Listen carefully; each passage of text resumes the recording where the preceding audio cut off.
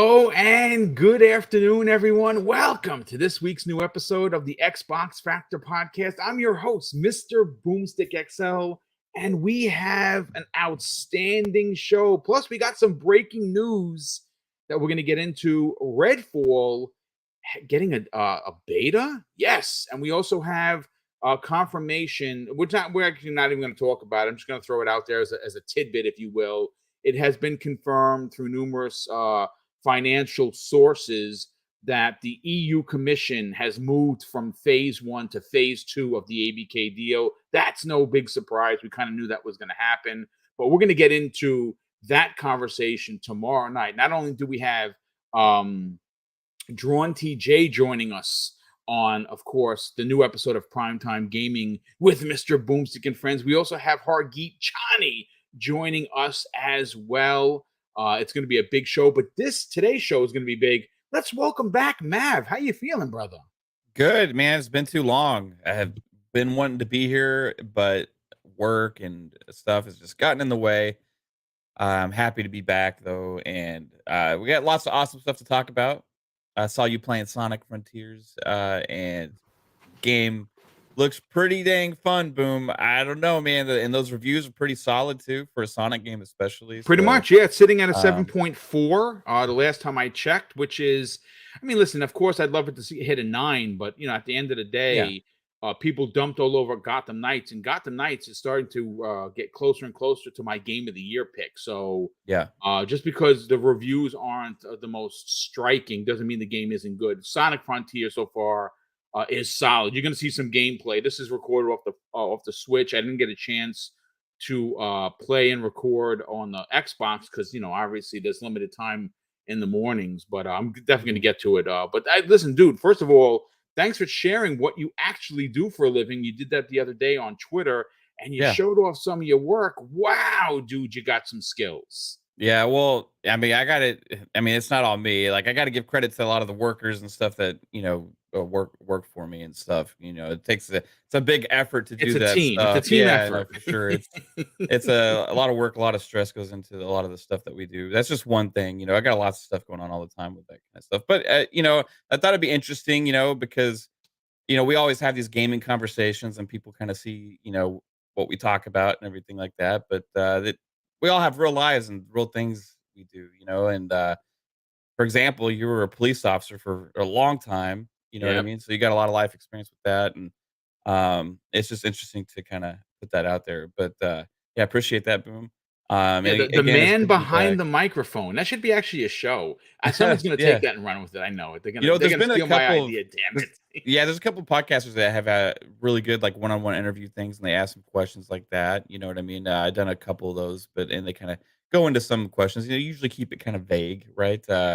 But man, dude. I was gonna say on Sonic, you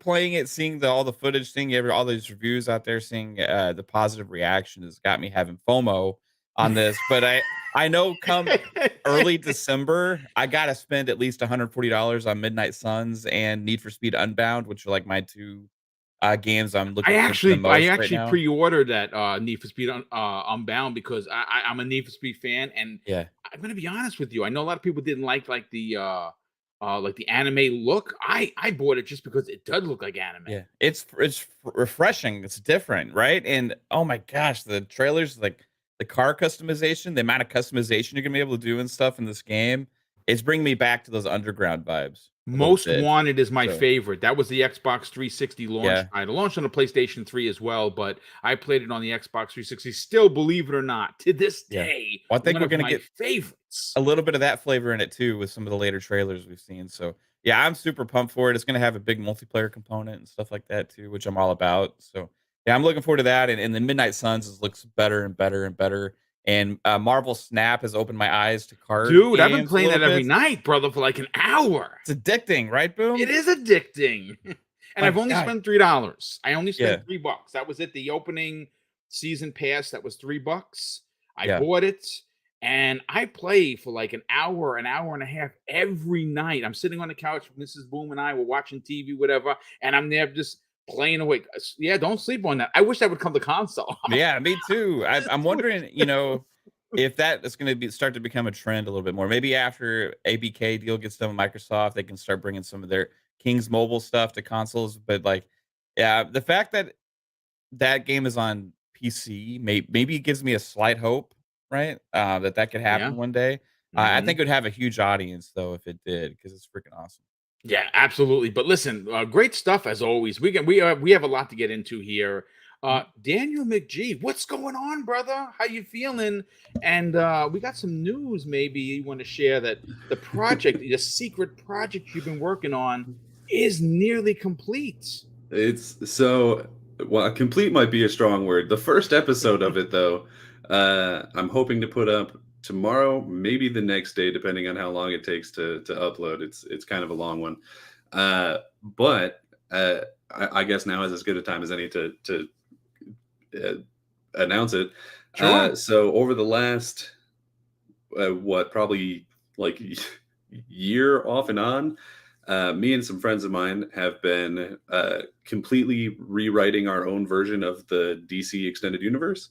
Okay. So I have about, I want to say 12 films scripted out and all that stuff. I love We do it. full casting and we talk about it. They're going to be fairly long episodes, I think. But so it's a whole new sort of genre video that I'm about to start putting up on the channel. Of course, we're still going to be doing a lot of video game stuff. That's the bread and butter and my biggest passion. So that's still going to be there. But it's, I'm really excited to get started on it. I've been doing a lot of research for it that I was never expecting to have to do. Like, obviously there's been like, oh, I should watch these older superhero movies again to see what those are like. But also things like I should look into how like criminal psychology works, or like what a DA is, or like mythology if I'm doing a Wonder Woman Awesome, movie. dude. So it's been a lot of work, which has been the sort of the byline of my life lately, because I also work in retail and it is November. So it's that's where I'm at. Well, listen, dude, I can't wait to see it. If I may say so, two things. One, to Mav's point earlier, he said there was a lot of channels out there that do one-on-ones. I got to give him a shout out, because if I didn't, I feel like a heel. Web Dave has an incredible one-on-one show where I started out. He started out working doing these things. I think I was one of his first guests, and he has interviewed some of the biggest in our circles. And if you if you like the one-on-one content, if you want to know about the man or woman behind the microphone, definitely go check out Web Dave. But more so, to Daniel's point, he makes some of the best long content that I've ever listened to. Like, he goes into such utter detail that you look at the number and you say, oh wow, this video is 31 minutes, and you're like, I don't know. Trust me when I tell you, you will come out educated after that 31 minutes. Good work as always, Daniel. Looking forward to seeing this, because I mean, I'm a Marvel stan, but I want to see the DC succeed. But more so now that James Gunn is going to be the Kevin Feige, if you will, of DC. Who's to say that we don't get a Marvel versus DC at some point? Yes, that is what I'm talking about.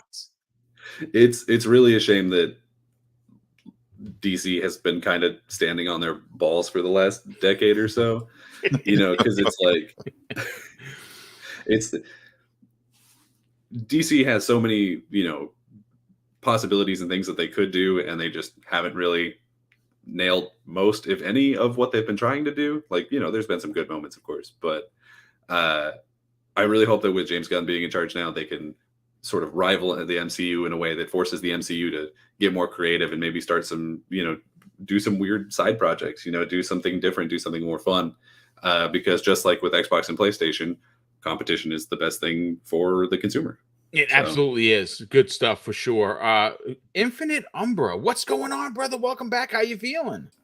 Hey, good morning, everybody. I'm feeling good, Boom, man. I'm here ready to chop it up with you guys. I've been playing a bunch of different things, but mostly lately has been Gotham Knights. Yes. Yes. Yeah. I'm level 30 now in it, and well, I would Who's say your favorite character? I think Nightwing is my favorite. You know what, dude? I'm gonna say this. I really like the brutality Yeah, of Red Hood. Like I he do like is the brutality. vicious, bro. It was one I did with him where a takedown where somebody was a van behind him, and you sneak and you grab him, and he just grabs the guy by his head and literally just flings him into the van, knocking him out, and his head hits the ground like his body is folded over it. I'm like, sheesh. And then, I mean, he has the other one where he pretty much executes the person. So I'm like, this dude is these He's non-lethal dead. rounds, huh? All right. He's dead. Yeah, I don't think he's gonna be in Gotham Knights too, but all right. But yeah, I'm loving it, man. It's pretty good. Let me take that back. I would say I'm liking it a lot. I still don't think that I still personally believe Arkham City is still the best superhero game. Okay, I hear you. But I do like it. I like a lot of things about it that I would like to see Rocksteady take, I suppose, and kind of implement if they did another Batman game. So. Yeah, no, I absolutely agree. Yeah, it's good stuff. I've been playing Gotham Knights, been playing some Sonic. I haven't been playing much else. I'm definitely gonna get into some God of War. That's downloaded, ready to rock and roll. Same. Yeah, Wade Johnson one says Batgirl got cheeks. Yeah, she does. Yeah, shout out to the photo mode in Gotham Knights. It's amazing. Indeed, it's solid. It's really good. Like it's crazy good. But let's get into N64 Josh, Mr. TikTok. What's going on, brother? How you feeling? What is up? So good to be here. How you guys doing? We're doing good. How are you doing, brother? What's been going on with in your world? In my world, okay, we've been having some fun. I'm going to PAX Unplugged. Nice, dude. PAX is the best, bro. Yeah, so this is all card game stuff, right? Pokemon Company will be there, Magic the Gathering, that kind of thing. And my community has been helping me fund the trip by buying time slots on my stream. So this coming weekend, we're doing two 12-hour streams. You guys control it. $10 buys you 15 minutes. You get to pick, as long as the game's in my library, the garbage I've had to play. Also, people do that on purpose, you know. Oh yeah. And then Ring Fit Adventure. So I'm having to exercise on stream. Like, yeah, you guys get it. You get it. So I mean, listen, at the end of the day, it's going to benefit you. hell yes. Yeah, absolutely. Like it's been great. So TikTok streams have been like crazy. I think we had 20,000 people come through a stream yesterday. So it was just bonkers. Wild. Yeah. So, and if you guys aren't following me on TikTok, if you could hit that button, I'd appreciate it. Cause I'm going to try to hit 100K this month. I'm going to go so hard on that app. I want to see if I can get 100,000 followers. So, dude, that's awesome. Man, well, good on you. You've been putting in the work, and certainly well worth it. Yeah, definitely follow N64 Josh on TikTok. Let's get him up to that 100,000 milestone, if you will. But listen, folks, let's talk some breaking news. Idle Sloth, good friend of the program, great friend of the community, Mr. Detective. I call him Idle Sleuth instead of Idle Sloth. Follow him at IdleSloth84_ on Twitter. Well, this is what he's got for us today, folks, to open up the show. He literally just sent this minutes ago, and I got to thank him publicly once again. And this is a rumor, folks. Someone found a Bethesda EULA on Steam, and people are speculating it could be a Redfall Beta, and that actually might be happening, considering that Arcane has never done a beta before. But they've also never made a co-op game either. The source comes the way of the store.steampower.com. Let's chat this up for a second, folks. I'll go first to Mav. Mav, you are a resident multiplayer guy. You play not only with people from the community, but you play with your homies, with everybody that are on your podcast. You know, Pong Soul, Steel Rain, your wife, plenty of other folks that are in there. Do you think that it would behoove the team behind Redfall to maybe have a beta, considering that this is going to be drop in, drop out co-op? Yeah, I think it gives a better chance for a good launch, which is the most important thing, because of the multiplayer component here, and it's also something that's new for Arcane. I don't believe they've had a like fully cooperative story-based game like this before.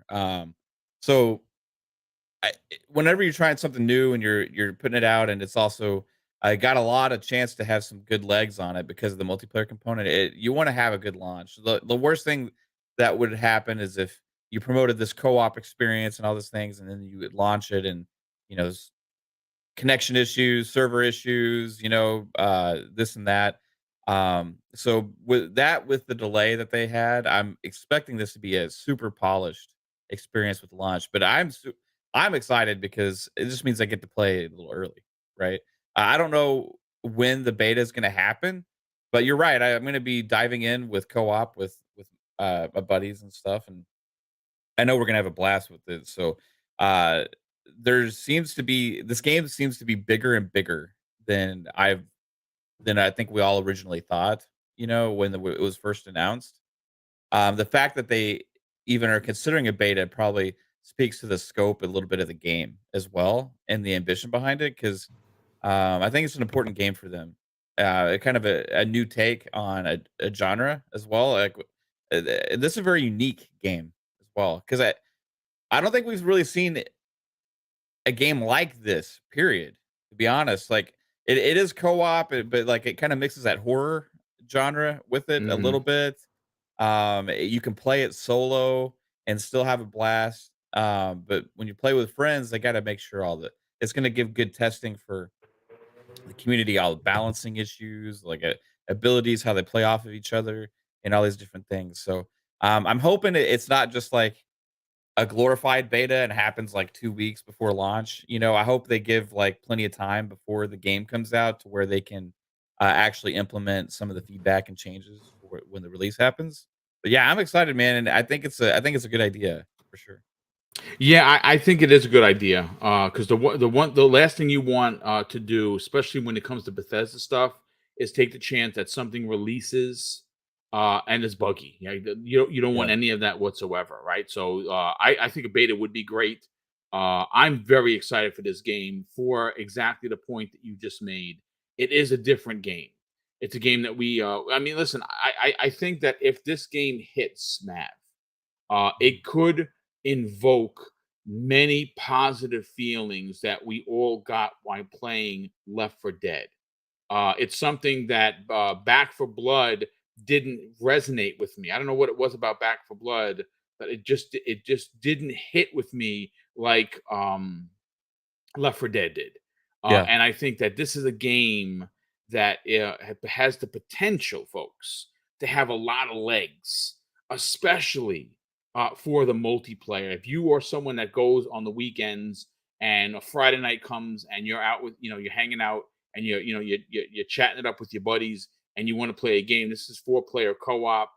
It's vampires. It's not zombies. You know what I'm saying? Which is great. Something Yeah. different. Game looks really good. I mean, every time I've seen it so far, it looks even more polished, which makes me believe this is hitting first quarter 2023. But I'd love to see a beta come out. So if it hits first quarter, do you think we get it in January? No, I don't think so. No, dude, I'm thinking February or at the latest March. Like maybe like a March 11th or March 12th, somewhere around there. So what about the third beta? of March. Like January or February for the beta, and then March for the game? That would actually make sense. Closer, because you don't want to see a beta too far. Like I'd hate for them to release the beta in December and then have to release the game in March. I'd love to see the beta hit January. That'd be a great way to open up the year for Xbox. Mhm. Let them get their feedback on it, and then of course use the feedback from the beta, all the info they get from there, and then and prep for release in March. I think that's super smart. Gives them about 60 or gives them about 45 days or maybe even 60 days, depending on when the release is, when the beta is, to add those last minute fixes. And I'm sure, like anything, there's going to be a day one patch ready to rock and roll. Yeah, fix anything that they. Did y'all see God of War's patch notes for the patch notes for God of War are quite lengthy. Yeah. I don't think it's a bad thing. It's like it's just interesting. It's just patch notes. It's fine. Listen, I haven't played it. It's downloaded. I bought the most expensive edition. This there's not a shot at the developer. after the experience that I personally had with Horizon and how disappointed I was with what happened with that game, I'm hoping that's not the case. Now, Digital Foundry did say that they didn't find any real bugs, and that's great if they didn't. We will see in the coming weeks whether or not God of War suffered the same amount of issues that Horizon did, but it's two different studios. Listen, I'm expecting a masterpiece. It is getting tens, a ridiculous amount of tens. We'll see, but Umbra, let's get your opinion on the multiplayer aspect of what really defines Xbox games. Like, Xbox is known as the multiplayer box, right? Sony is known as the single player story driven box. What Microsoft does very well when it comes to multiplayer games is putting out new content for people to play with others. Again, this is a rumor, folks. It comes the way of Idle Salt on Twitter. It comes the way of Steam. The internet detectives went out there and found this. It's suggesting, based on the information that has been provided, that a beta could be coming the way of this new IP. What are your thoughts on it getting a beta? I think it'll be great. I think it seems like we've seen much more of an uptick of news and things like that from Redfall, be it trailers or just information in general from Arcane. I think is actually plausible. We might see something at the VGAs. Actually, I'm thinking it might be announced. It could be announced right after the VGAs. Maybe it goes live or something like that. Because, like you, I think the game will probably release around February, maybe March. So, what better time than to release it right in December like that, or early January? Either one I can see happening for sure. And I think, because the speculation is the fun speculation is had to plug you there, man. But the speculation is on it that, they've never done a beta before, but like I said, they've never done a co-op game like this before either. So what better way to test that, the networking for that, than to have a beta for it? So yeah, I can actually see that being a thing, and I would welcome it for sure, because I really do want to try it out. Yeah, it's one of those games that's when you have that's the thing that I'm starting to notice with a lot of the Xbox studios. I mean, if you look at Playground Games, they're making Fable, right? They've never made an open world action RPG. They're doing that. Arcane, as great as Arcane Studios is, and they haven't they haven't missed yet, right? They're doing a multiplayer co-op game. We see for the first time that State of Decay 3 is being moved from Unreal and Engine 4 to 5, getting help from the Coalition, and they're expanding the world even bigger. Again, this is just a theory. I'd like to believe that they are going to add a single player aspect to it, kind of like Days Gone, but still allow for the multiplayer where its bones are, so to speak. Yeah. It's like a drop in, drop out, though, right? The multiplayer for it, the co-op. That's perfect for me. Yeah. So this gets me excited. Obviously, you want games to release that are done. You want games to when Microsoft normally when a PlayStation game is released, it invokes confidence because their studios are pretty good. Right, it's very rare that they miss. Unfortunately, we saw that a couple of times this year with Horizon, and we saw that with Gran Turismo. Really, they were not finished. They could have definitely spent more time in the oven, and they are what they are, right? But God of War is looking to be again what we'd expect from PlayStation. What I want to start seeing from Xbox. Specifically when it comes to first party is I want us to it to be for when a game comes out to invoke that confidence. It's coming out from Microsoft. It's first party. Yes, it's going to be great. That's what I can't wait to see. And I think they're going to deliver. And I think 2023 is going to be a big year for them. Let's bring in N64 Josh. Josh, you also are someone that plays multiplayer. I mean, obviously, the new Halo winter update drops today. Forge Beta drops today. I can't wait to add to my already 12 days. I'm definitely going to be playing that. I don't know when I'm going to find the time to play all these games, God damn it, but I'm going to give it the old college effort. What are your thoughts on Redfall getting a beta? Hey, I'm here for it. I think it's great. Hopefully it hits, right? I want this game to hit better than Back 4 Blood, like you guys were kind of talking about. We need that Left 4 Dead style of game again. That has a longer tail than Back 4 Blood. I know Back 4 Blood's still been getting content and stuff, but again, there was just something about it. It just didn't really. I don't know if it was just the simplicity of Left 4 Dead or what it was. So it will be great getting to go hands on with this game, and hopefully not only will the beta test the servers, all that stuff, but maybe there can be some feedback right off the bat that they can make some tweaks, adjustments, and help us get a game that we'll be wanting to play on those Friday nights. Boom. Yeah. I mean, listen, the more multiplayer games that are of AAA ilk for Xbox, the better. And obviously, like I said, it's hard to bet against Arcane. Like, I mean, just look at their history of what they've done. They haven't missed yet. And I have a strong suspicion that this is going to hit for them again. But I like the idea that it's not just going to be a single player game. Now, I am going to say selfishly, because I do like the single player aspect more than the multiplayer with certain things. I do like the fact that you can pick this game up. You can play this game as if you are playing in single player. But then, of course, if you want to open up to multiplayer, it's there for you. And I think that's ultra cool. And I like it. I definitely like it. Daniel, let's get to you, brother. Let's get to your opinion on this. You obviously are someone that does his due diligence when it comes to your videos, when it comes to anything that you do. What are your thoughts on seeing Arcane, who is making a multiplayer co-op game for the first time, actually use a beta to its advantage?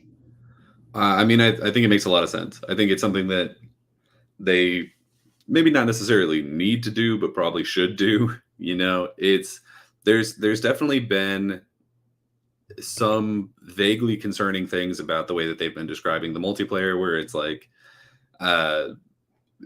what was it? It was something to the effect of like, when somebody jumps into your campaign, they will move the story along for you, but when they go back to their game, like none of that'll carry over or something. I don't know if they've rectified that since. I remember they said something to that effect early on, and that didn't sound great.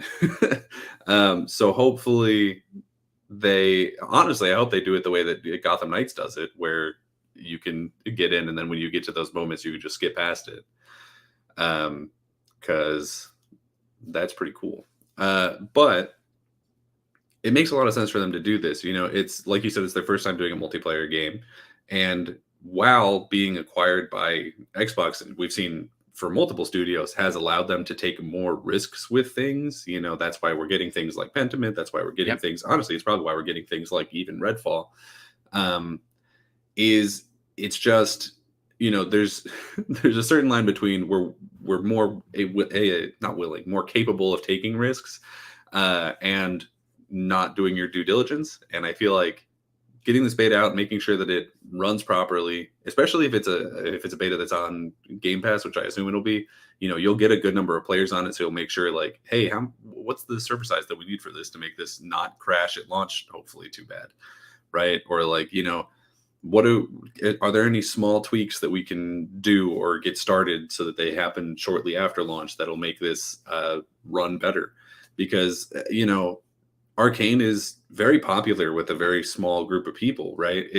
They're sort of like a cult classic studio in that the games that they make review very well, and it seems like the majority of the people who play them really love them, but they've never really sold particularly well.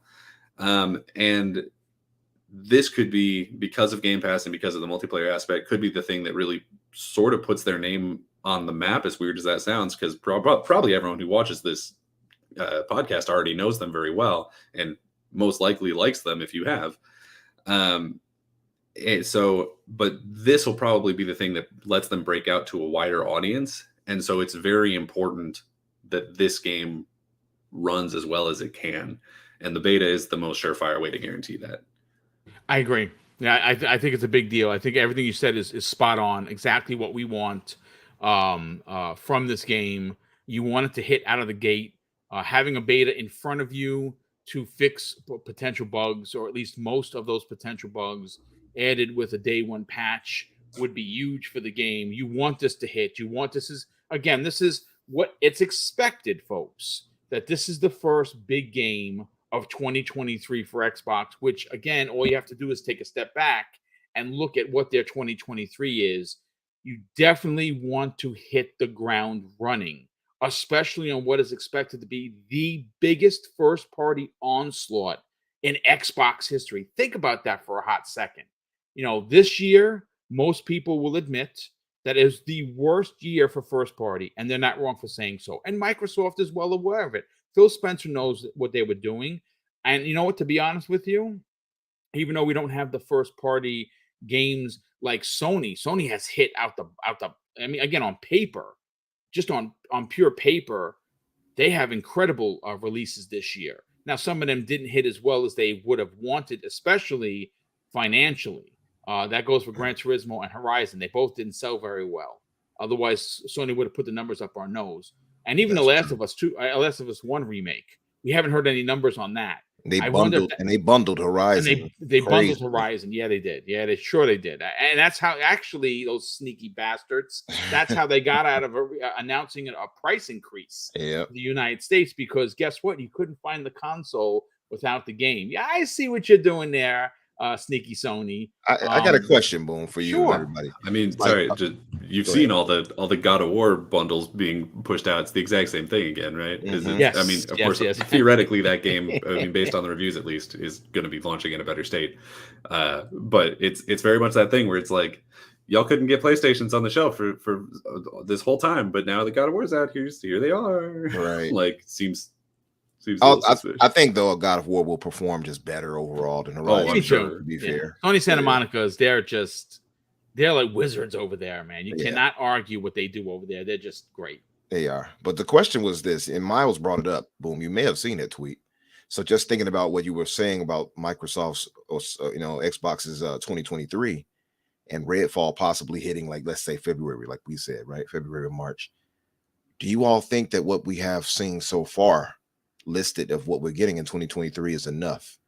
Because I have a feeling like we need maybe one more AAA game added. They do. The second half is going to be important. Actually, we're not talking about it today. That's a great point. I'm actually going to let you lead on that conversation. I'm going to write up that topic for a future show, because my thing is this. My biggest complaint about Microsoft isn't that they don't deliver. They delivered for me as a fan, so I got no complaints. My problem, and I think they're aware of this, is that sometimes with the releases that they do, they jam a 6-month block and forget there's another half of the year. That could very well be a problem in 2023. I think that we get Hellblade next year. I really, really have a strong suspicion it's going to be that, but it's also going to be one other one. I think that we get 3 major hits that we all know are coming. You got Redfall, you got Motorsport, and you got Starfield. That's your first 6 months. I think the second 6 months is Hellblade and potentially one other one. Compulsion's Game, which we've only heard about, is supposed to be a BioShock meets Uncharted in a fantasy setting. It's supposed to be third person. So, we haven't heard much about it. They've been working on it for years. Maybe we get that next year. Maybe that's the second half. Hellblade and again, Hellblade is a sequel, which is awesome, and a new IP from Compulsion. I think that if you were to finish off your year along with all of your second party deals, as well as all the games coming to Xbox Game Pass, my God, that is an incredible. Well, 2 out of the 3 games we're getting next year, at least 2 out of the 3 big ones, Forza, Redfall, and Starfield, were originally announced for 2022. Correct. So that would have left only potentially Forza, which we all assumed was going to be 2022 as well. So they had to have had some plans for 2023. The question is, what is that? And I'll also add to that real quick. I don't try to blow up the conversation too much, but by the time holiday 2023 comes around, that ABK deal is going to be done, supposedly. Oh, dude, 100%. So that could also add a lot of it. I know that the game's been in development before the acquisition or whatever, but you're talking about other things that could hit Game Pass because of that deal, which in turn still has that same effect. You can add Diablo to that list, which right now is rumored to April. Again, we talk about that tomorrow night, and that's going to be the first big Game Pass drop for ABK once that deal is done. That's April 2023. Yep, you're absolutely right. That's good stuff. I mean, listen, I love that you added to the conversation, Mag. I mean, Mav, you are obviously a host, so you know what you're doing. But good stuff, ladies and gentlemen. We got to move on to the next topic. This one I was going to say for the end, but I can't. I have to talk about this. I know everyone on the panel is excited to talk about this. I know everyone in the chat is excited to talk about this, but I do have to catch up on the super chats. There's been a couple of big ones. Drawn TJ drops not one, but two $5 super chats. And the first one, he says, "Morning Boomin' panel, have you guys played Forge yet?" Nah, brother, I haven't had a chance to do shit today. Today's just one of those busy days. I've been busy since I got up. I'm going to play this weekend for sure. And he also says, after dropping an additional and very generous $5 super chat, fire panel. Well, thank you so much for that. Shout out to Outbreak Podcast. Web Dave, my very good brother, he drops a $2 super chat. And he says, "Thanks, Boom, for the shout out. Amazing panel all. Thank you so much for that." And we also just had a big bomb super chat drop in here from, let me just see it. Here we go. It is from Hey Bilkin, who drops a very generous $20 super chat and says, "Boom, were you excited to jump into Halo Infinite Winter Update coming today?" Yes, I freaking am. As a matter of fact, I'm going to put down the cape and cowl because I have to add to the 12 days I already have in Halo Infinite. And I want to make my Spartan. I really do look, I'm not trying to put myself on a pedestal. My Spartan looks so goddamn good. I don't know if I want to change the armor, but I think I'm going to have to. But shout out for you, brother, for the very generous super chat. But of course, thank you for always. What do I say? Okay, so it's Blinken, not Bilkin. Yep, thank you very much for that. Sorry about that. My old man eyes. Yeah, that update's releasing in 20 minutes, supposedly. So yes. Well, listen. Let's talk. Let's talk about what happened yesterday, folks. Gears of War has been announced officially to be filming and produced by Netflix. Here is the press release from both Netflix and Rod Ferguson. I think you know who Rod Ferguson is. He's currently working on Diablo 4, but he was the spearheader over at Epic Games before the Coalition even was founded, and he is the father, considered, or many by the father of Gears of War. Here's what Netflix had to say. Gears of War released 16 years ago today, and to mark that occasion, Netflix has partnered with the Coalition to adapt the Gears of War video game saga into a live action feature film followed by an adult animated series with the potential for more stories to follow. I'm getting goosebumps, guys, maybe because I'm a big nerd, but here is what Mr. Rod Ferguson had to say. And I met him in person. That dude is aces. I met him at E3 2019 at FanFest. Can I tell you, he is as real as like you see him in an interview, and he's fun and he's bubbly. That's the dude I met. Rod Ferguson is aces when I tell you. Here's what he had to say. "Can't believe it's been 16 years since the release of Gears of War on Emergence Day. It was the game I left Microsoft to go and make, and I couldn't be prouder of what that small team achieved. Congrats to everyone at the Coalition on today's Netflix news. Third time's a charm. Hashtag cast Dave Bautista." Yes. And you also, man, I mean, you gotta, if they don't tapped Terry Crews for Coltrane, the world sucks. I'm going to tell you that right now. But listen, let's break this down. Josh, I want to go to you first, brother. Are you there, sir?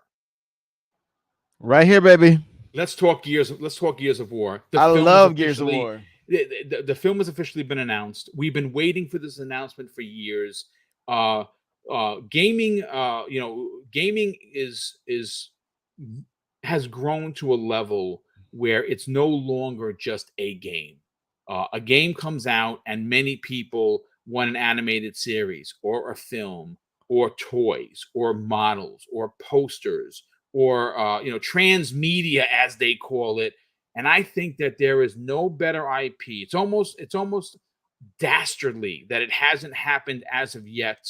What are your thoughts on the announcement, the official announcement from Netflix that they're partnering with the coalition and they're going to be working hand in hand, meaning that this film shouldn't come out like a shitbox Resident Evil film that has come out before it, where they have these monsters that don't look like they're from the game and any of the characters. This has the potential to reinvigorate a long in the tooth IP, considering that they're working on Gear 6.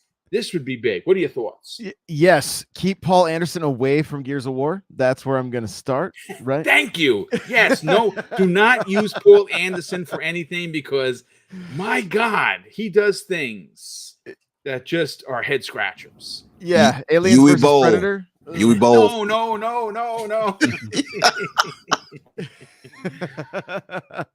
Yeah, keep him away. Keep him away from it. And I mean, I don't know if you guys remember, but I'm gonna take us back a little bit to like when Gears of War first launched, the Mad World trailer. Like people still talk about that. There's a matter of fact, Ben Kenobi, who's redoing the artwork, actually said it still gives him emotional feelings. Absolutely, like chills, right? Like it's just if they can create a film that captures what you see in that trailer, they've got pure gold. Hearing that Netflix is behind it makes me a little bit nervous, because I mean, Netflix has like one good show, Stranger Things, and other than that, like The Witcher to me is kind of corny, honestly. Like I know it's the storylines and stuff are there, but a lot of like the I don't know, it doesn't really pull me in. And now that Cavill's gone, it's just kind of like, is there anything left to this show? So I'm a little nervous, the fact that it's Netflix, right? Hopefully they can get it. We just saw Paramount kind of fumble the ball with Halo. So it's such a beloved IP, especially for me, that I really hope it's handled correctly, because it's all about the director, bro. It's all about who they're going to bring in to direct, and whether or not they're willing to stick. Because like I said, they need to stick. I don't care if the story of Emergence Day is told again in a film, and then you open it up to new stories or potentially new events that we didn't see happen in the game. That's fine. I don't want to see anything changed in regards to the lore to tell this story. It's got to be about Emergence Day. It's got to be about how these characters came to be, who they were before, and the casting is going to be big. I think Bethesda, just based on fan casting, is in like Flynn. Everybody wants he wants to play Marcus Phoenix, and I think they can make him look perfect. He's a big enough dude. I think that Terry Crews is another one that fills the boots of Coltrane, which, I mean, the voice actor that does Coltrane, he's no small man. That's a big old man right there. So maybe they can cast him, and who cares? I mean, wouldn't that be pretty cool if the man that voiced Coltrane is actually playing him? Lester Spite, right? That's his name. Yes. I would love it. The only issue with Lester playing as him is that he's older now. Yeah, he's up there. But you know what? They could do the de-age and stuff. You know what I'm saying? They could spend some money. I mean, does it just well. There's another way to go about it. They can use him for the animated voiceover. They could use him for the animated. Yes. Bellantine. How do you say it? Bellantone in the comments and the chat says Steven Seagal is available. Yeah.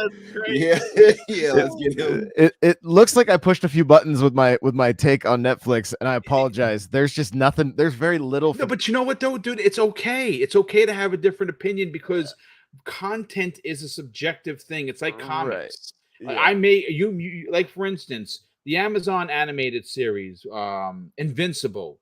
I never watched it. I heard it was supposed to be the greatest thing since sliced bread. It's just I never was a fan of that comic, of the graphic novel and the comic. It just wasn't my thing. I still haven't watched it. I've read The Boys, and I watched The Boys, and I really do like The Boys, but it's subjective. My chocolate ice cream may not taste as creamy and delicious as yours. It's your brand, but that's life. Yeah, to me, there's just nothing like. My time is too precious, and if something comes off a bit corny or it doesn't grab me right away, I'm out. That's right? good, but dude, but your time is valuable, brother, and you're a consumer, and you're allowed to have different opinions. Listen, that's if I'm Gears of War, to me, needs to be on par with Game of Thrones, right? If Netflix can pull that off, I'm gonna sit and watch it. I'm gonna love it. If it comes off like it needs to be dark, it needs to be gritty, it needs to be violent, it needs to be adult. Yes. Yes. I don't think it'll get that same level of budget, but otherwise, I think they can do it. It probably. I mean, but it's Microsoft, right? So come on, throw you know what? Make Gears of War relevant again through Netflix. Well, you know what it is. I think a lot of feedback was taken from Halo Season 1, which I liked. I'm going to be honest with you. I know that he's Master Cheeks and he slept with the Covenant lady and all that. Everyone's like, oh my God, he had sex. It's terrible. I get it. You just want him to shoot shit. I'm right there with you. But that's why that director's not coming back. The director of Season 1 is not coming back. They took a lot of criticism from what they did with a legendary IP. I'm sure that those same mistakes do not want to be invoked into the Netflix series. And Netflix, listen, say what you want. Do they always hit? No, they do not. But this is it's a big IP. And I think that if Microsoft needs to invest some dollars into getting the production, like spot on CG done for where it needs to be and green screen work and everything, they're going to spend the money, because what this is going to do is potentially invite new fans, younger fans, into a series that's decades old. And there is a series coming out. They are working on a Gear 6. So you want to, The Last of Us series coming out from HBO, that looks like that's going to be masterful. And HBO, they very rarely miss. So I would love to see Gears hit on that level. And I agree 1,000% with you, Josh. I'm gonna leave it with this, but I would love to see The Rock, Jason Momoa. Like, I would really love to see some of the biggest. Spend that money, brother. Now you're talking about some big Mav, old. No, not The Rock. Not anybody but The Rock. I love The Rock, but not The Rock. I love just The Rock want the too. biggest guys possible in Hollywood. It'll just be a rock show. And I get what I can hear what you're saying. I'm just talking. I'm just talking listen, size I'm gonna be wise. honest with you. I know guys. Johnson gets a lot of things. Oh, tell me how cool this would be. It may be cheesy, but remember, I'm an old man. I would love him to chainsaw somebody and then give you to rock people's eyebrow. That's what I would like. I've destroyed chat. I'm so sorry. This is my last show. Bye, everybody. The chat is upset with you, man. They're like, no, don't get upset at Josh. We want him to come back. Stop it. Umbra, let's bring you in on the conversation. This is one of those topics I'm having so much fun with. Dude, I'm so excited for this. I know that it's not a game. I know people, but you should be it. Listen, it's gaming. It's a Gears of War film. We've been waiting what seems like almost a decade, for this, right? We've been waiting so long for this. What are your thoughts? Are you excited to see what they bring to the big screen? Extremely excited. Me personally, I'm more excited for the animated versus the live action, because I think you got just so much more leeway with animated. And if they actually take it R-rated and get a proper quality house on it, animated house studio on it, it could be spectacular. And go hire the people that did that Cyberpunk one. Oh man, I wouldn't be against it. I wouldn't be against it. They would have to change up the art style. Umbra, I have to interrupt you just for a second, but chat is saying they need to bring Arnold and all. Look, Expendables 4, just bring all the dinosaurs back against the Horde. Expendables 4 is going to be dope. I'm sorry, man. Did you see that screenshot that I posted from the actual making of the film. Oh my Pure God, 80s and 90s action stars, huh? Man, I'm sorry, but chat's just got me right now. So oh yeah, they're hating you right now. But yeah, like my thing is, even if you went that direction and use all those stars, that's the beauty of the animated project. Like you can do so much more with that versus live action. I mean, and the budget doesn't have to be astronomical either. That's another beauty of it. So I'm looking forward to that. And again, they can get the original voice actors from the game to do the show. It just makes perfect sense, and I think more people will gravitate toward that than they would the live action, just because it's the voices we know. But as far as the live action, yeah, I don't want The Rock in there. I love The Rock, old Dwayne, but nah, I don't want it. And somebody, I think they fan cast him as Dom. I can't even see him as Dom. Can you see him as Dom? If he was in it, he would be Marcus. Because if he was in it, he would be The Rock, because he can't act as anything other than The Rock. The Rock says he can have a one episode cameo. That's it. Just like be some random cog guy. Yeah, no. You know what's funny? You know what they could do for shits and giggles? Like, if you ever know when they're making these Star Wars films, right? They have a bunch of stormtroopers on there, and Tom Cruise was this one. He don't say nothing. He gets no credit for it. This one, because listen, I would Star Wars. If you're listening, I saw Star Wars in the theaters. That's how old I am. 1977 in the theater with my parents. I would kill to be a stormtrooper. No, I'll do it for free. I'll pay you to allow me to be a stormtrooper. They could do that with the Carmines. Have like a Carmine mask on, gets killed, whatever, because the Carmines, they're known for dying.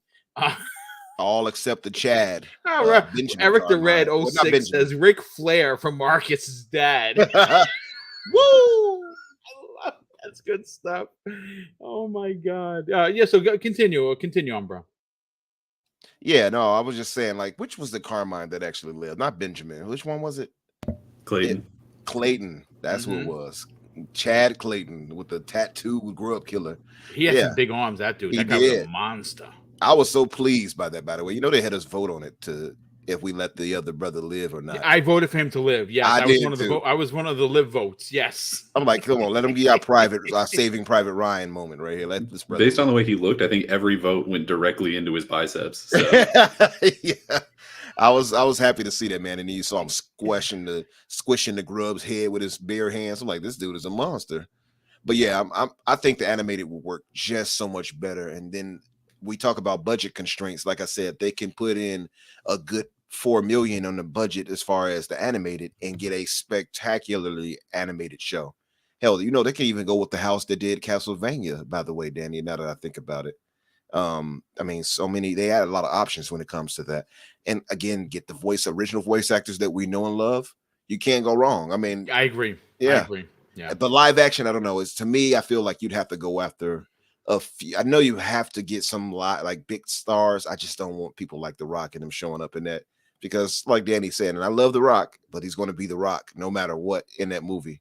And I don't see him as Dom, and that will probably feel a little silly seeing as Dom is Hispanic. I don't want The Rock trying to portray being Hispanic, and although I know they won't really touch on that, it's just like, okay, why? No, I think you're onto something. Honestly, a movie could win or lose literally before filming starts with its casting. Like the casting needs to be done and be on par to what this has to be done with the fans in mind. Honestly, I hope that's what they do. I think they're going to take all the feedback from it. I mean, listen, you look what happened with the Sonic film. I have a strong suspicion that and again, this is just my opinion. I love Pratt, but I don't like him as Mario. I think that was first of all, they have Mario, the original voice actor, voicing another character in a Super Mario film. I think that is awful. Yeah, he should have did the voice. Like I said, Chris Pratt is great. I love that dude. I think he's speaking of him. Cliffy B said he didn't want him in the movie, right?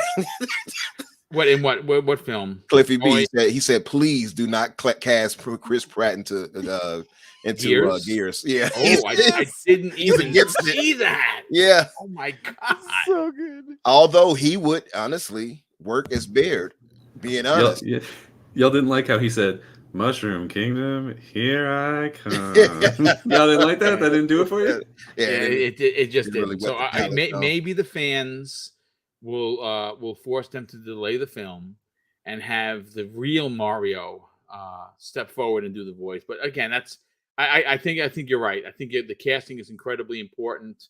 Before we get over to Mav on this, let's bring in. Let me just catch up with some of the super chats. Been quite a few of them.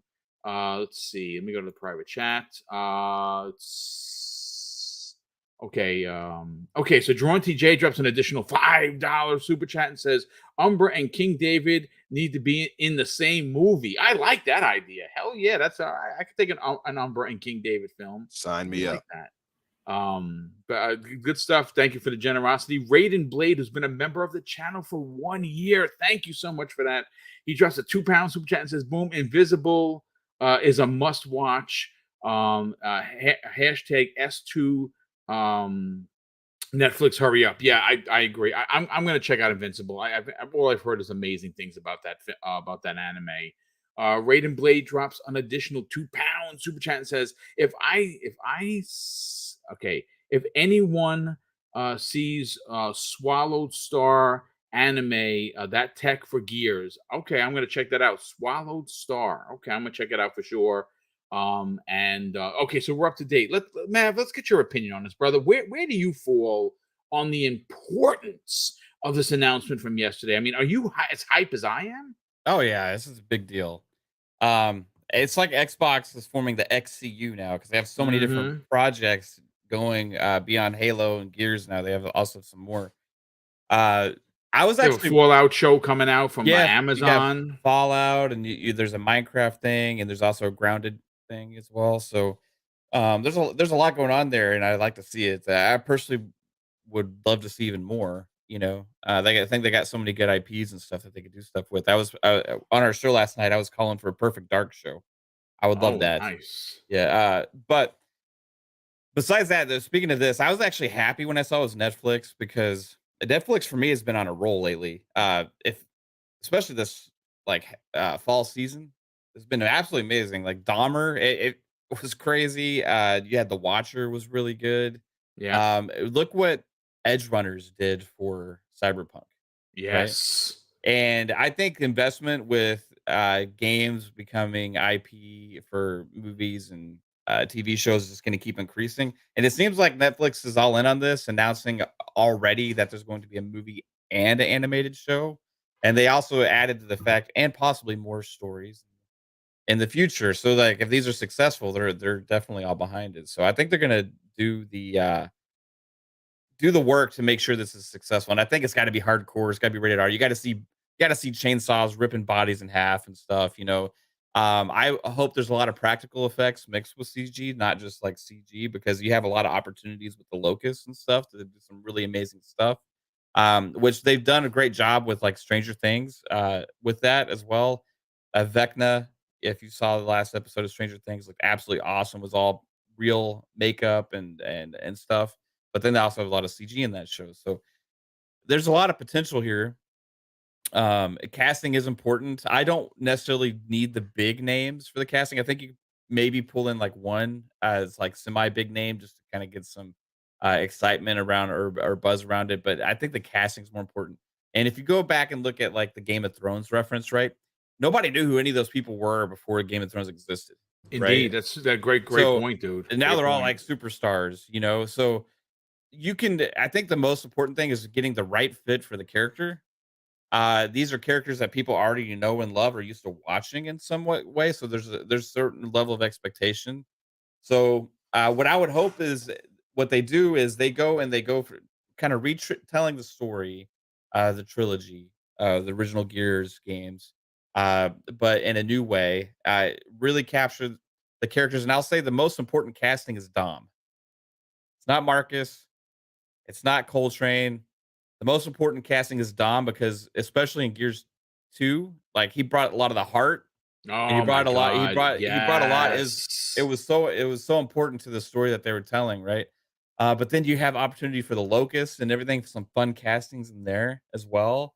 People yesterday were saying Josh Brolin could be like General Ram or something like that. Oh, That'd be dude, I love that uh, cast. Oh my it, God, it, that's awesome. you could do some amazing fun things there. So I'm really excited for it. I agree with Umbra and the voice actors for the animated show because that would be really cool to see them do their roles. And what I would kind of love to see, like I have this vision of Gears because I think there's so much opportunity with Gears to keep it extended and keep going and going season after season, tell these big stories. I want to see the movies be big moment type events, and then have the animated series tell like a longer story, right? Kind of like if you look at what Star Wars has done back in the day with like the Attack of the Clones and all those different things. They filled in the gaps using the animated shows, right? So I think there's some cool opportunities there, man. I just hope they go all out, they go rated R, and I think Netflix is a good partner right now because they have recently, if you've been seeing a lot of the content, have not been shy about doing that for the right shows. So, dude, it's gonna be a big deal if this hits for Microsoft and the Halo show has a good season 2. You know, you got these other shows kicking off, the Fallout show, which we saw like a first like sneak peek image of that, which looks like, oh my gosh, that was like That just actually gave looks me that's really good, gave me dude. Fallout vibes all over the place, right? So, um, I think it gives them more interested in potentially owning their own studio at some point. And I would say WB Discovery, but I know is potentially WB. going to go to Universal, is what the rumors are. Get That's that what ABK that's saying. deal so That's you next can year, supposedly. Yeah. get that ABK deal done so you can put in your bid before that happens, Microsoft, because you could get these shows on HBO and have those. It'd just be a perfect fit for a lot of this stuff. Well, Bring it HBO would Max to be Game Pass. easier for them to pass that deal through because they don't have a publishing studio. You know, they don't have any kind of a take into Yeah. the into film, so it actually would work out for them That's really why you see well. all these different deals. I mean, they got like Fallout's on Prime, I think. You got I think Grounded's on Netflix, and also this is on Netflix. But you got Mhm. Showtime did the Halo deal, which they'd signed years ago. And then with the w- Paramount. and now they ended up going to Paramount because of Showtime. I guess that was their decision. I'm not exactly sure there, but overall, like it's a lot of investment, and it's not just from Microsoft. Sony's doing this too. You know, they got the Last of Us and other stuff coming as well. Right. So it's a big time thing right now. Mario movies, Sonic's movies successful. It's not the day and age where the movies we used to get back in the day, you know, for games, you know, or it's like, oh, this is gonna be another failure. It's gonna be another failure, right? Another failure. It's like there's a lot of hype and excitement. And as comics were the original source like 20 years ago to start really ramping up new content in theaters and for a lot of these streaming services now still focus on a lot of that stuff. Now it's games are becoming a big source of it. I actually prefer the show format for live action stuff as well a lot of times. So I would hope eventually there could be a Gears of War show. Just because I like with the streaming platforms how you can have these long form stories told. It's like watching an 8-hour movie, right? Like big budget movie now. It's not just like going and watching like a sitcom like we did back in the day, right? So maybe if it's successful, we could get some of that as well. But yeah, dude, I'm hype That's why, around it. Mav, I think that the animated will work best for the long form because you can get Yeah, the original voice actor cast for that. yeah. You don't My have to worry about fear aging. animated is gonna be these little short 20-minute like short things that aren't gonna really go all in depth. That would be my Yeah. fear, right? Like I hope they go all out and do big budget, like go for it with the animated as well. Hmm. And like Edge Runners again, I think set the mold for that. Like I as an agree. example of Yep. what they could do, what how successful it could be, and I think it also I'm gonna assume this is gonna fall in line potentially with a Gears 6 release or maybe a Phoenix Collection type release or something like that. And I think this could do for Gears, the game, what Edge Runners did for Cyberpunk. But Mav, let me ask you one question. Who would you cast as Marcus? Now I know you said that Mm. Dom is probably the most important. I kind of agree with you there. I see what you mean by that. But who would you cast as Marcus?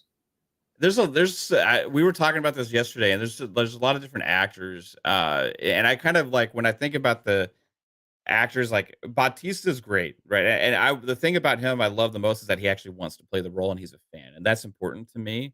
That's why Henry Cavill works so good as The Witcher, right? Because he was a fan, and he wanted the role because he loved the character, and he took a lot of inspiration.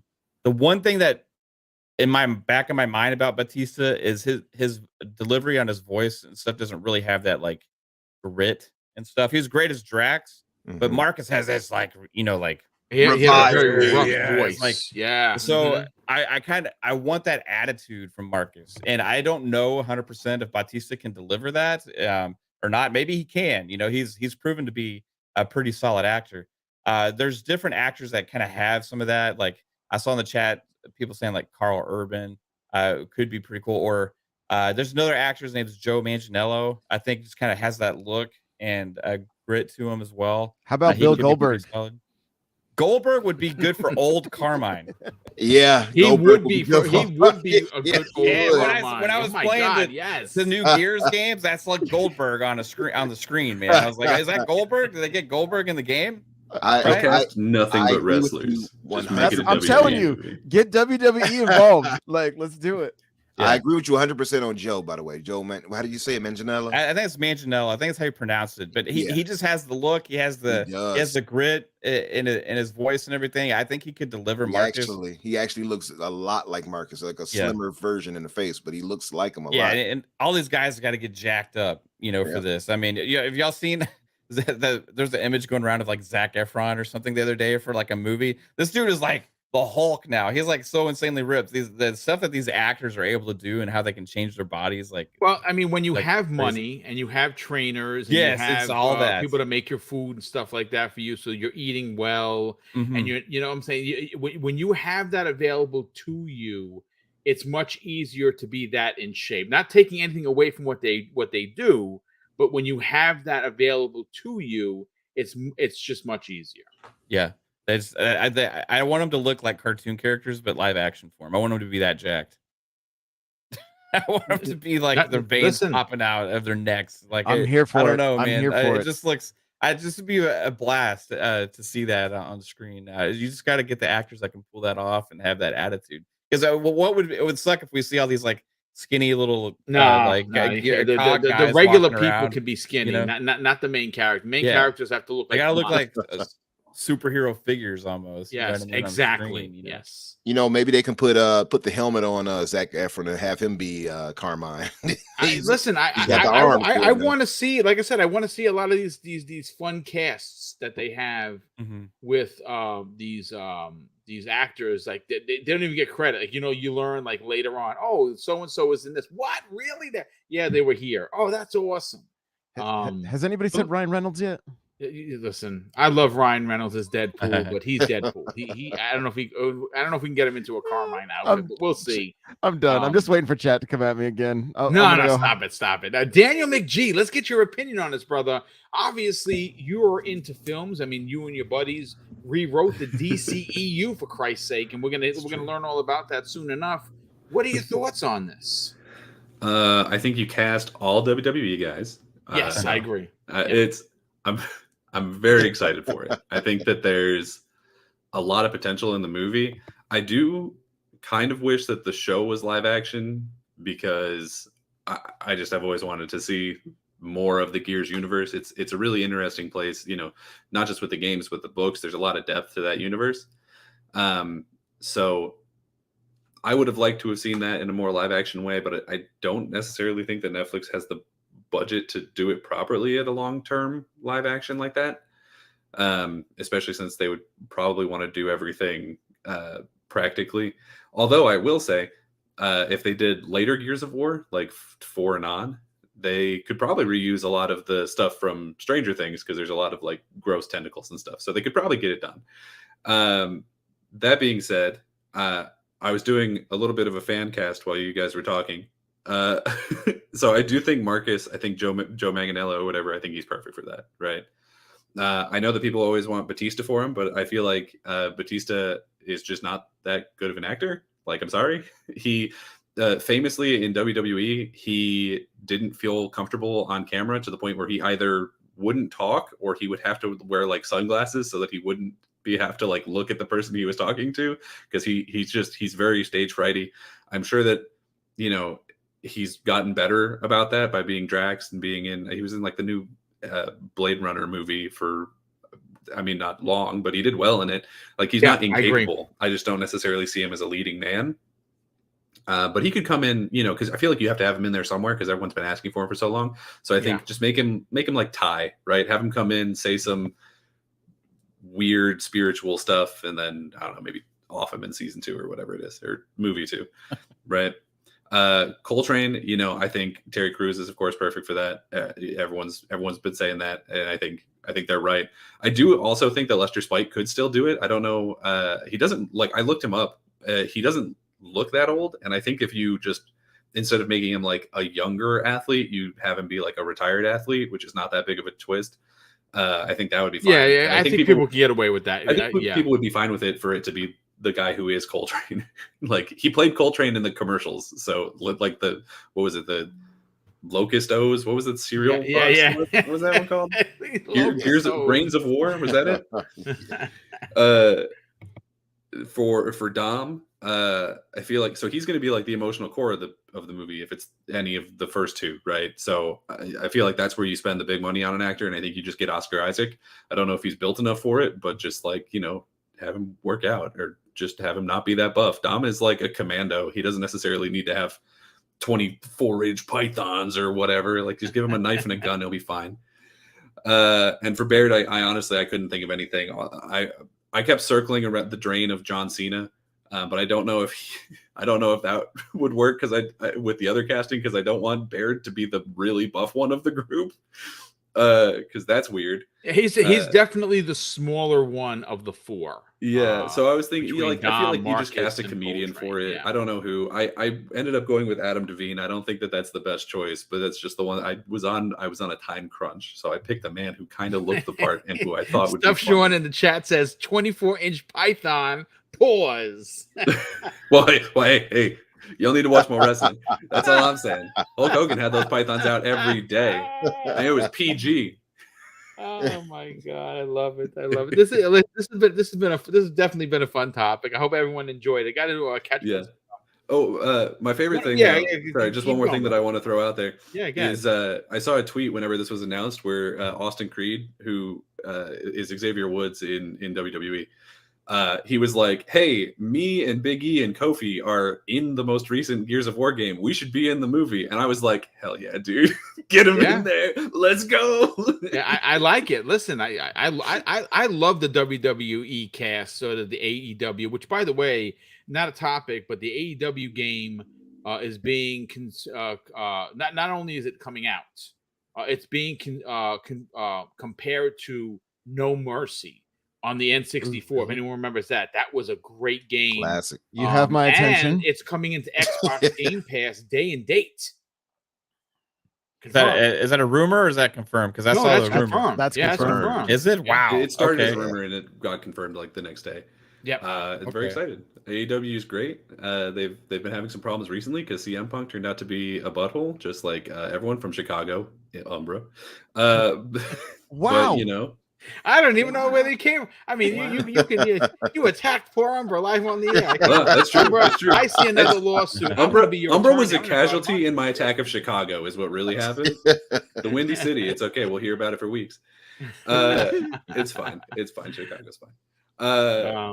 But they have a great roster. That game, from what we've seen, does not look necessarily amazing. I think it's the people who did the really bad WWE game, I think, or no, the people who did the old WWE game are doing AEW Fight Forever. Yeah.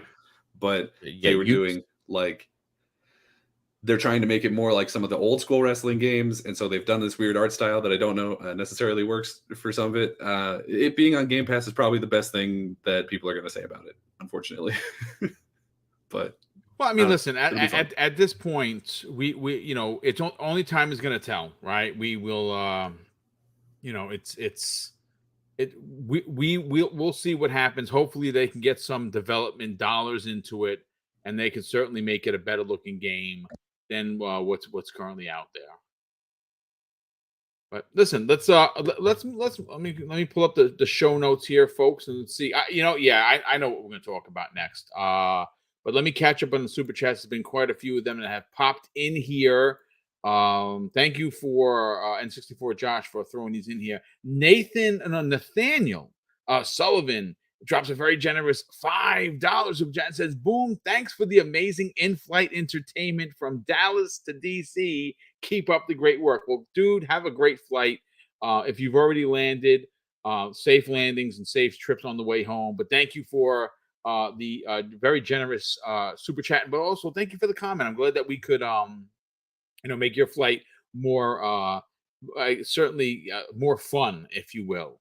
Suicide Kings, who's been a member for 6 months, thank you so much for that, drops an outstanding $2 super chat and says, "Congrats to Boom doing a solo hour yesterday." Yeah, dude, I'm not even gonna lie, that's some hard work, man. When you have a incredible cast, I'm very blessed. Like, every one of the panels that I have put together for the 5 weekly shows is loaded with people and gamers that are not only incredibly intelligent, but good people, like really good content creators. I'm incredibly blessed to be able to have them a part of the show. And, it's because of their talent that I'm able to, take time to welcome in everybody and, come up with these topics and talking points, usually after they're done. So that 1 hour by myself, that's brutal. Again, people who stream solo, I don't know how the H you do it, but good on you for that. Drawn TJ drops a very generous additional $5 super chat and says, "Umber, you need to be in the damn Gears movie." I like what you're putting down there. I'm sure Umber does as well. Thank you so much for that. At least the anime, because you have a good voice. So I think that you could be you could do excellent there. I hate my voice. I have a good New York voice. I freaking hate my own voice. But folks, we got to talk about the next topic, and this is a really good one. This one excites me because when you look at Microsoft and their first party studios, let's just keep ABK out of the conversation right now. That deal is going to pass. It's not a problem. They're not doing anything illegal. It's going to go through. It's just going to take some time. Even if it gets a third look, it's fine. Microsoft has some of the most expensive lawyers, and they literally have all the evidence on their side to prove that they are going to do what they're going to do. When you talk about RPGs, right, Microsoft is the king. Right now, they hold the crown of Western RPGs. Now, I know CD Projekt Red is out there, and there are a few others, but when you consider Obsidian, when you consider Bethesda, they own those. They also own InXile. Now, InXile, folks, is the dark horse here, because InXile, maybe you know them, maybe you don't know them, maybe their games are your bag, maybe they're not. In a story that I pulled from comicbook.com, written by Tyler Fisher on November 4th, this is what they had to say about a new AAA IP that they're working on. And they go on to say this: according to Matt Booty, head of Xbox Game Studios, developer InXile Entertainment, which of course Microsoft owns, is working on something special. For those that don't know, InXile Entertainment is best known for the Wasteland and the Bard's Tale series. It's a team that has produced several critically acclaimed games through more than niche genres it occupies, and has prevented it from setting the world on fire commercially. And that's a big point, because their games are good, but I don't play their games. I know a lot of people don't play. I tried Wasteland. It just wasn't my bag. I mean, I thought it was very difficult, and it's fine, it just wasn't for me. But this is where we get into the weeds, folks. According to Matt Booty, the team recently created a vertical slice for the Xbox bosses, and everyone, according to the article, was blown away. Adding more context to this, Booty notes that what particularly impressed is how good the game looked in relation to how many people are that are currently working on it. Now, the original story was broken by Cloreel of Twitter, and it was then picked up by comicbook.com. And this is exactly the quote from Matt Booty. We had all of our studio heads together, and InXile showed a vertical slice of their game, and everyone was kind of blown away. If there was a measure of the coolness of what you could create as a ratio to how many people are working on the game, that studio has to win a prize. And listen, I don't know if you follow InXile. Their social media team is golden. I mean, straight up the greatest salt and fun you could possibly have on social media. They seem to work in InXile because they are the chef's kiss. This is what they had to say to Matt Booty live in a tweet, which was awesome. We accept our prize in Visa gift cards or those cool holiday booze sets where it comes with a bottle and a couple of fancy glasses or whatever. The holidays are coming up and we're big regifters. And this is officially come from InXile account in response. I think that is genius. I want to go to Daniel first on this. Daniel, look, Microsoft finds themselves in a position where not only do they have crazy amount of legendary IP under the Xbox Game Studios banner, but they have the talent that made these games great. And with the budget that Microsoft is offering these studios, we could imagine what Obsidian's next game is going to look like and how it's going to perform, what Bethesda's Starfield or Redfall is going to look like. But InXile, they're a small team. As a matter of fact, right before the purchase, right before they joined Xbox Game Studios, the head of that studio was going to retire because they were having trouble keeping the lights on. They were having trouble finding their next paycheck. Microsoft steps in, they acquire them, and he's like, yeah, now I don't have to go because now I know that I can pay my people. I can actually pay them and they can pay their bills. A lot of people forget about that. That these designers, these developers, there are people with families that need a paycheck, and they don't make games for free. When you hear Matt Booty say this about this game that has not been announced, it's a AAA budgeted and developed game with a small team. We've seen what some small teams do. How excited are you to see what they bring to the table? Oh, I'm very excited. InXile is, I mean, you definitely said it before. It's sort of like the dark horse. I feel like people don't necessarily know how good InXile's games are because they've typically been in a style that's not particularly popular, being that over-the-head isometric sort of like older CRPG style games, which generally speaking don't perform as well as a third person or even a first person RPG. However, that studio and Brian Fargo in particular are outstanding. Brian Fargo, he's a luminary in the field. He's one of the original creators of Fallout back when it was like I said, one of the top-down CRPG type games. The writing in those games is phenomenal. Even if you don't necessarily like the gameplay of that, I would give it a shot for at least a little while so you can get an idea of what those games feel like. The worlds are very well fleshed out and very interesting. Yep. This game in particular, I think we already know a handful of things about this. I don't think InXile is a big enough team that they'd be working on two projects. So I have to assume that the one that Matt Booty is talking about is also the one that Jez Corden was talking about a while ago, the like Project Cobalt one. And he was saying at the time that one is a third person, like they brought the camera down style RPG, more in the style of like a Fallout 3 or Fallout, like the Fallouts that the people in chat most likely are more familiar with. I think they also said it's like a steampunk situation. So it's going to be an RPG in like a steampunk world.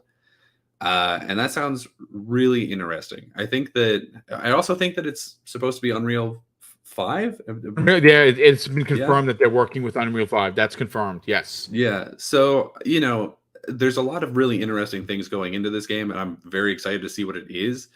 I remember that Jeff Grubb, I think, was saying something like that they were originally targeting 2023 for Project Cobalt. I don't think that's going to happen. I think it's more likely that that's going to be a 2024, maybe even 2025 game, especially since so many things got pushed out of 2022 that they're probably pushing things back so as to not compete with themselves too much. Plus, if it's their first game on an Unreal Engine and it's their first, like first person RPG, they probably need extra time to work on it anyway. So I wouldn't necessarily expect it too soon, but it's something that is, I think, on the near docket. Like whenever, what is it that Phil Spencer talks about? It's like the three horizons. It's like Horizon 1 is the stuff that's happening now. Horizon 2 is the things that are happening in like 2 to 5 years, and then the third horizon is like the next console 10 generation. years. Yeah. Mm-hmm. Yeah. So I think that this is definitely like a Horizon 2 situation where this is going to be, not this year, probably not next year, but when we get it, I think it's going to be really special. Because InXile has proven time and time again that they understand how to make an RPG. They just don't necessarily make it in the gameplay style that would most benefit it in terms of, making money.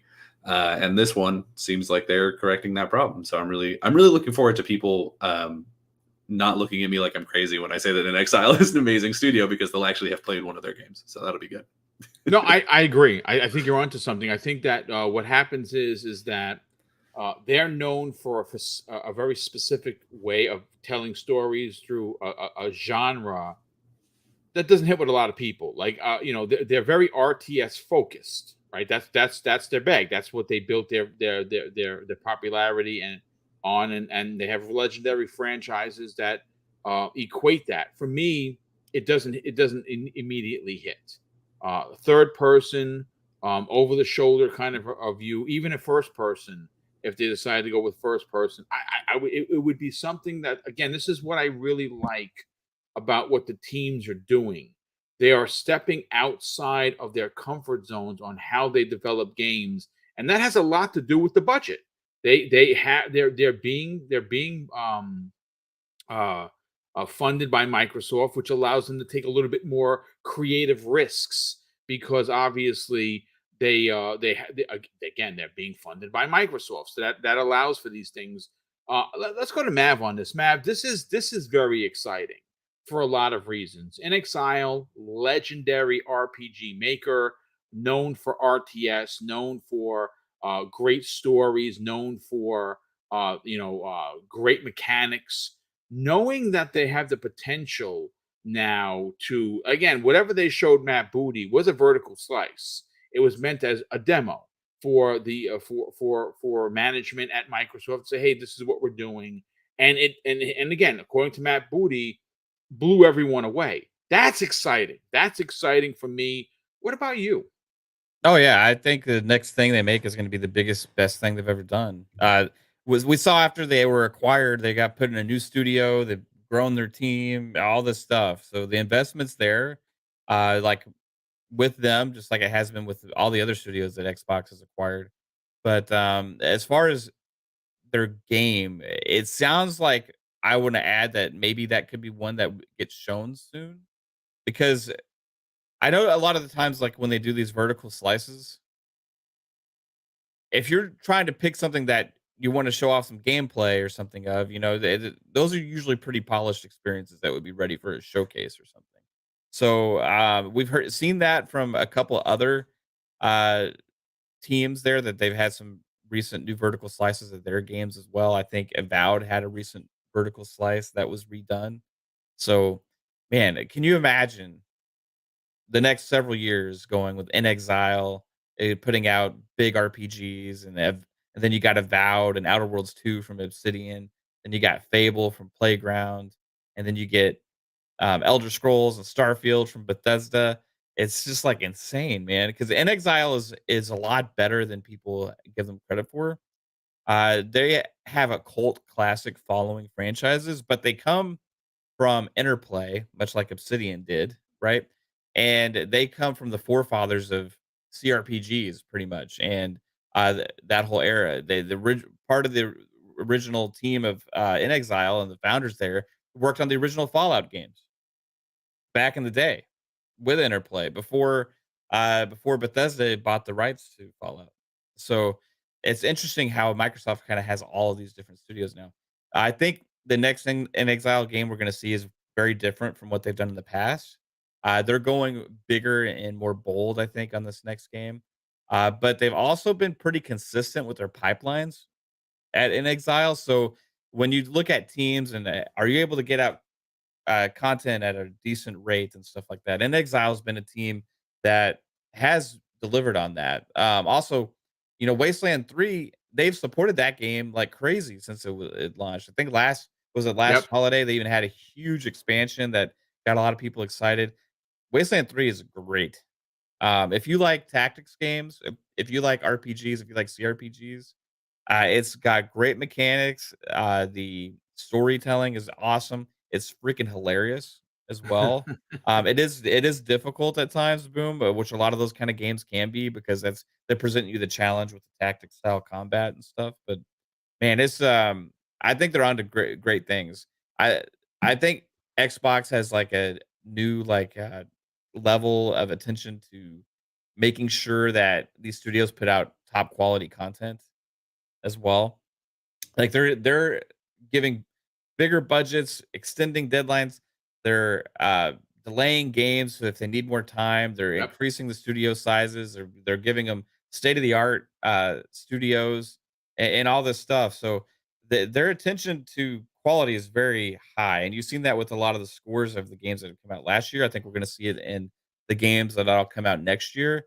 And all these studios, you're going to see what our expectations of them were in the past reach another level. And I think that's key for Game Pass because if you have all these acquisitions and have all these studios and all of a sudden you put out a bunch of like mid type games, it kind of loses the excitement. It kind of damages the brand a little bit. Yep. But, these studios, they start pumping out these top tier, top quality games and all these different genres. It's going to do wonders for Game Pass, and I think that's ultimately what it's all about. I know InXile is extremely excited about it too. And that's the number one thing because they've been vocal. You talk about their social media team, they've Yeah. been vocal on social media, being like, they can't wait to share what they're working on.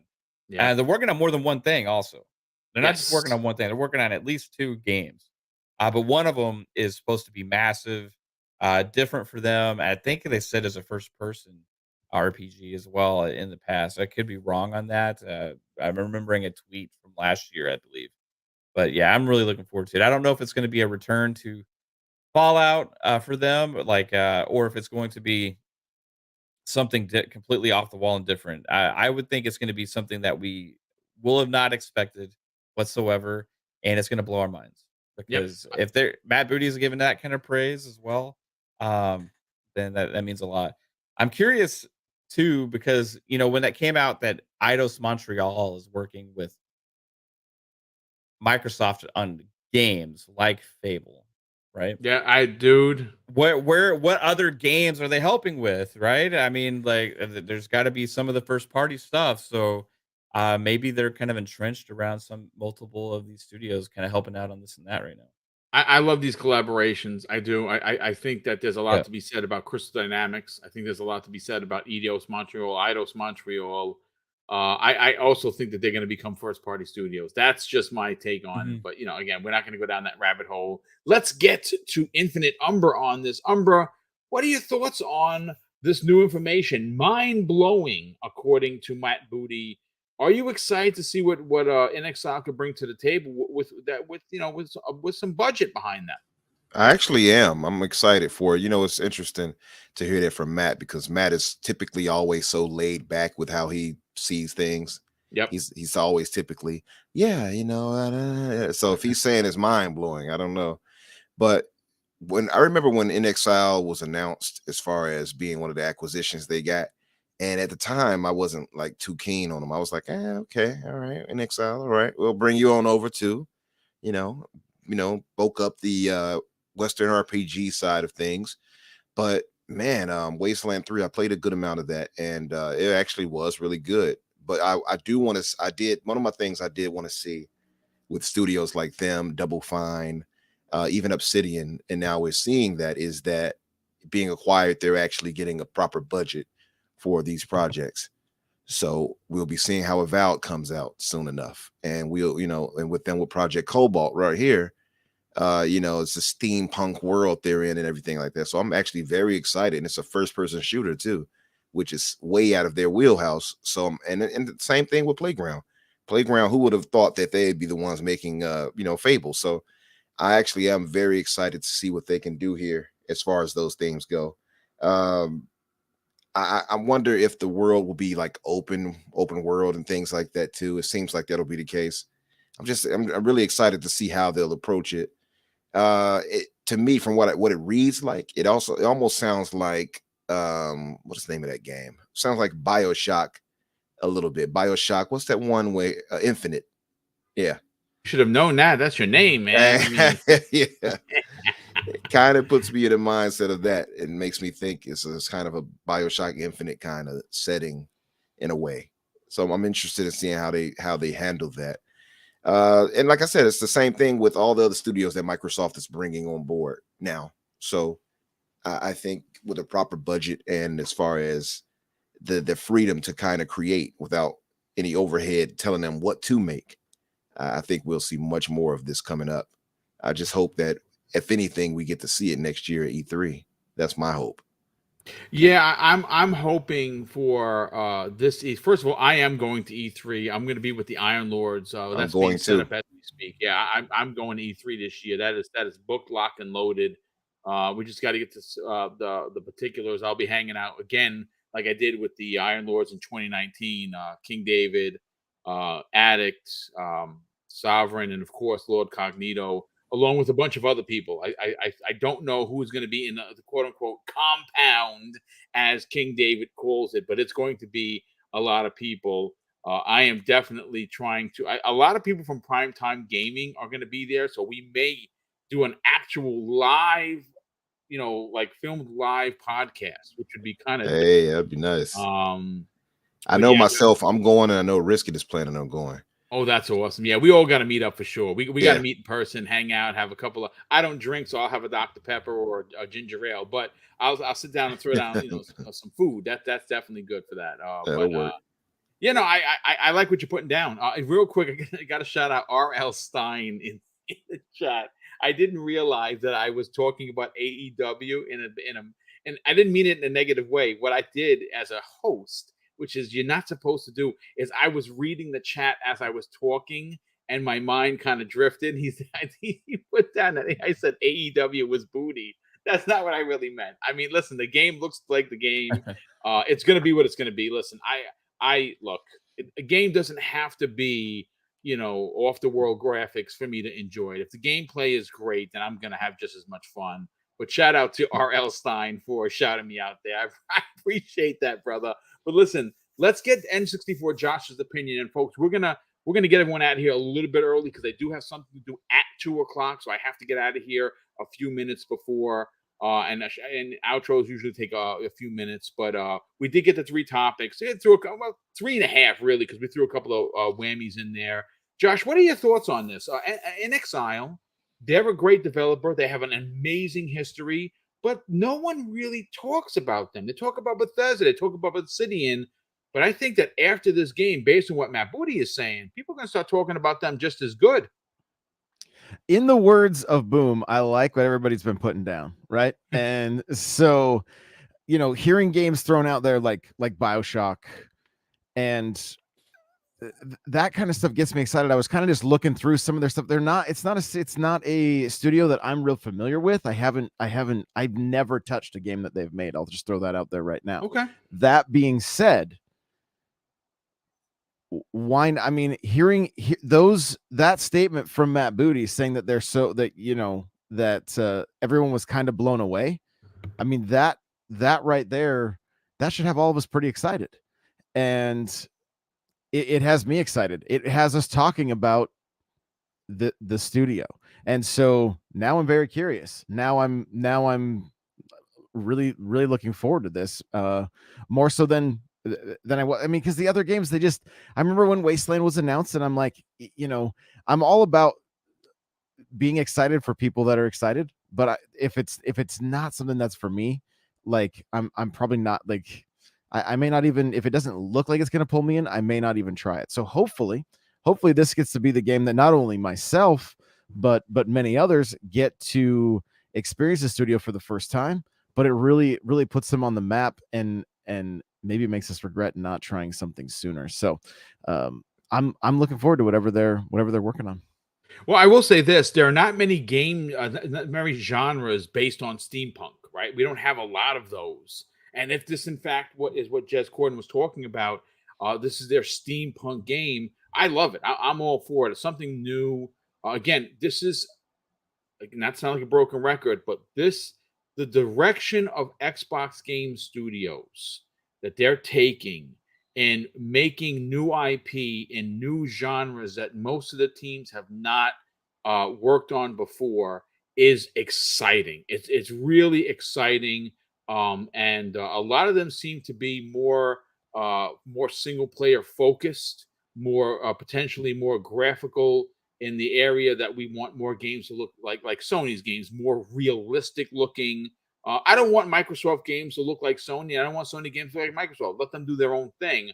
But I do like the idea that we're going to be getting games that are closer in ilk in regards to that single player story driven kind of development that I quite enjoy from Sony. And Microsoft is going to be delivering. That's what Cognito talks about it almost every week on the Iron Lords. #just one. But let's get to the outros. We had almost 400 people here today. I want to thank everyone that took the time to be here. Thank you again for all the super chats. Those are incredibly important. They do help this channel grow. It allows for Mrs. Boomstick and I to do the big giveaways. And again, I'll say it to the end of the year because we have a big one coming up in December, folks. For the first time ever, Mrs. Boomstick and I are giving away $1,000 on one show. 500 has been reserved for channel members. If you are a channel member, you have first crack at the first $500 in giveaways, and the second 500, which will come at the second half of that Breakfast with Boom, which is going to be our 5th annual Christmas with Mr. and Mrs. Boomstick, is going to be reserved for anyone that is in the chat. Again, $1,000 in one show. It's the most we've ever done on this channel. And we do it because, we love you guys and we do care about you. And, obviously this Christmas may be a little tougher for others than it has been in recent years. So we want to see other people be able to give those gifts out. You know what I'm saying? You win a $100 gift card and maybe you didn't have that to give to your little one. Now you do, courtesy of Mr. and Mrs. Boomstick. And that happens because of channel membership. That happens because of super chats, and we can't thank you enough for that.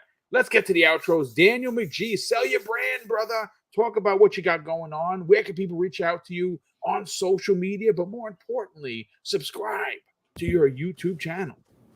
Yeah, so you can find me on Twitter at Daniel J. McGee. I'm going to pick up God of War tomorrow, so if you want to see those raw, unfiltered, fresh takes, probably hot takes, feel free to stop on by and tell me how dumb and wrong I am. Probably also going to do a video on it at some point I love it. over on my YouTube channel, which is just Daniel McGee, just like it says in the box here if you're watching it live.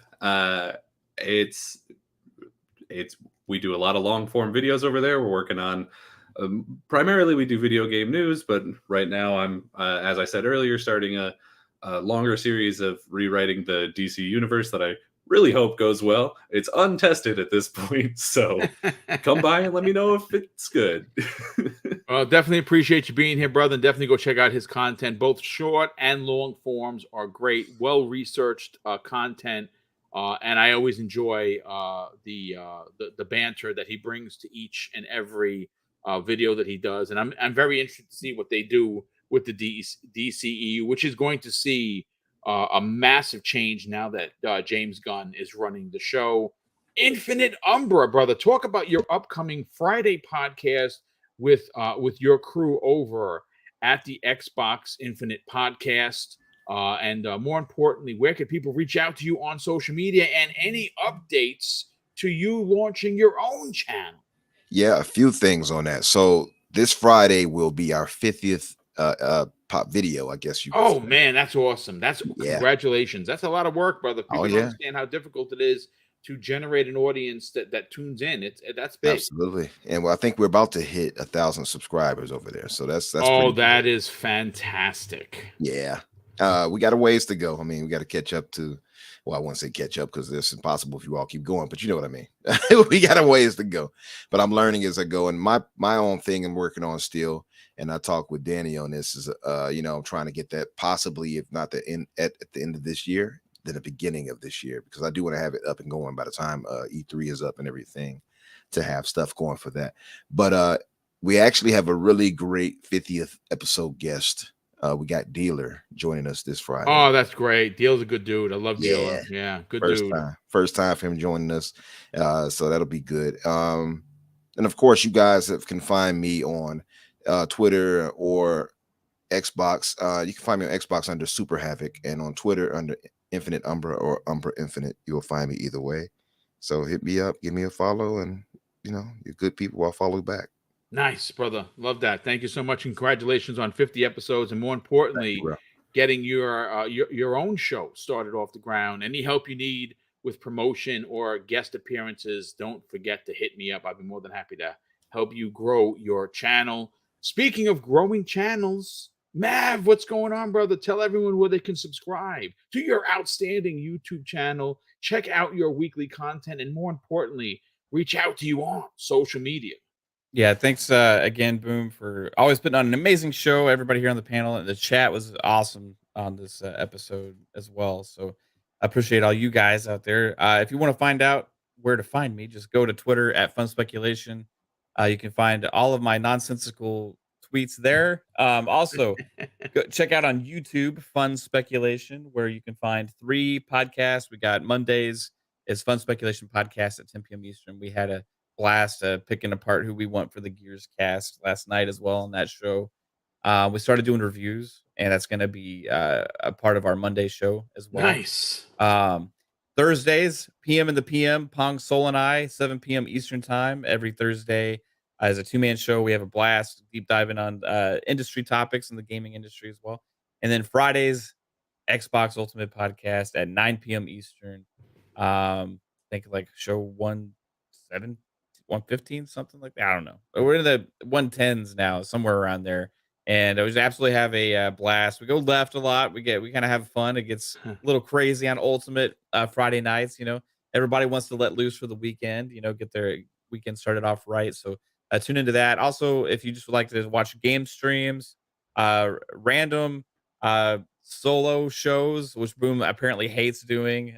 Sometimes we do that as well, and occasionally some videos and stuff. So just check it out. If you like what you see, subscribe. I appreciate everybody. Thanks so much. And last no way least, TikTok Josh, sell your brand, brother. Talk about where they can subscribe, both on YouTube and TikTok. What shows you got going on, and more importantly, where could they reach out to you on social media? The shows, you guys, we're doing the Nintendo Powercast, which is coming out on the regular.